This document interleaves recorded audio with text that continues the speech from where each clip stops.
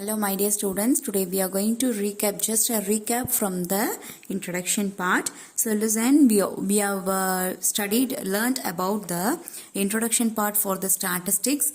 Then after that data, I have explained you about data, then primary data and secondary data. It is the classification of data. Okay, so it is classified into two types, then it will be primary data and secondary data. So primary data, I explained you what is that. The primary data, it will be collected by the person and it will be used by the same person. It will be called as primary data. Then secondary data is nothing but it will be collected by one person and used by another person. Okay, collected by one person and it is used by another person. It is known as secondary data. Okay, now we are going to see that. Listen, after that the frequency distribution table. How should we form the frequency distribution table? Using some numbers. Okay, using some that is we know that the numbers will be arranged in both types.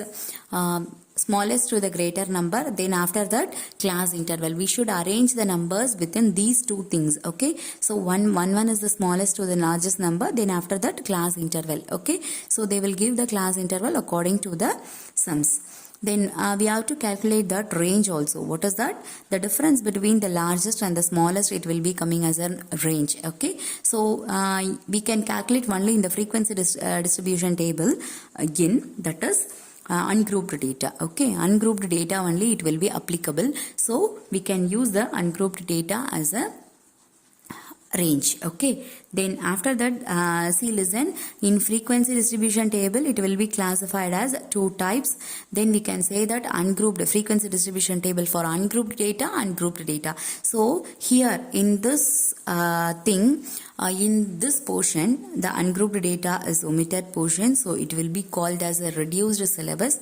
Okay, so we should know about everything. So I have explained you everything. So we have to arrange the numbers in a smallest to the largest. Then we have to take the tally marks for each and everything. Then frequency also I explained everything, each and everything, because you should understand whatever the given things are present here. Okay, so listen, then after that grouped data or continuous data. We can say it, we can call it as a grouped data or continuous data. Okay, then after that in grouped data we can classify the given information as histograms. What is that? Histograms. So histogram is nothing but we should get the class interval in a continuous form, continuous format, because if it discontinuous format we can't arrange the histogram. Okay, if it is in discontinuous format it will be referred as bar diagram. What is that? It will be referred as bar diagram.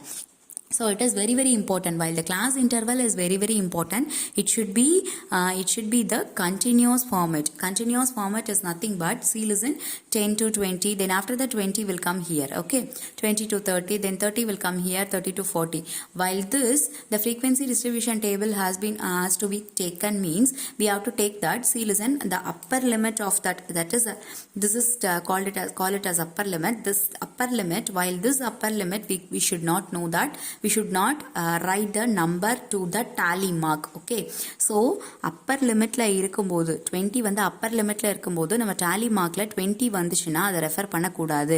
lower limit வந்துடணும். lower limit la இருந்து இப்போ இங்கே வந்து நம்ம 20 refer பண்ணணும். புரிஞ்சுதா? இந்த 20 வந்து நம்ம கால்குலேட் பண்ணிட்டு இங்க 20 ல இருந்து 30 குள்ள எவ்வளவு நம்பர்ஸ் இருக்குன்னு கால்குலேட் பண்ணணும். Okay, so it is the frequency distribution table for what? Ungrouped data. Okay, so listen, grouped data is nothing but we should take that it will be given from the sum itself. Okay, so you don't want to bother about that. So 10 to 20, 20 to 30, then 30 to 40, 40 to 50, it will be coming like this. So if it is gap, we should not take it in a histogram. We should take that as a continuous, that is we should take the adjustment factor. What is that? Adjustment factor. So see, listen, discontinuous form series has been taken into as continuous series. Listen, this is an example to take the discontinuous series in a continuous series. So listen, this is there is a gap in between these things. Is it right? So 20 and 21. So listen, 21 minus 20. So listen, 21 minus 20, it will become 1. So listen, lower limit is 11 and and minus half of the gap. So minus half of the gap, it will be coming as 10.5. So easy way, in an easy way, I'll give you an explanation. So listen, this is, we have to take it as 1 வந்து minus பண்ணிட்டு அதோட 0.5 plus பண்ணிக்கணும். புரியுதா? ஒரு number minus பண்ணி அதோட 0.5 plus பண்ணினேன்னா 10.5. இதே மாதிரி இதுல வந்து ஒரு நம்பர் அந்த நம்பரை அப்படியே 0.5 போட்டா போதும். ஓகேவா? So likewise we have to use. So this it will be subtracted as 1, then it will become 20. We should add 0.5. Okay? So likewise we have to use the continuous series.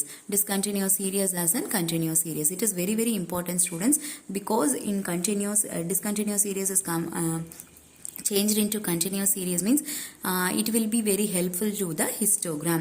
So from this chapter, that is from this we are going to see about the histogram only. So histogram is nothing but we have to mention the class interval, and according to the class interval they will give the formations. Okay, so it is very very important, student. Just recall these things. I'll give you another tomorrow each and everything as a clear explanation. Okay, thank you, students.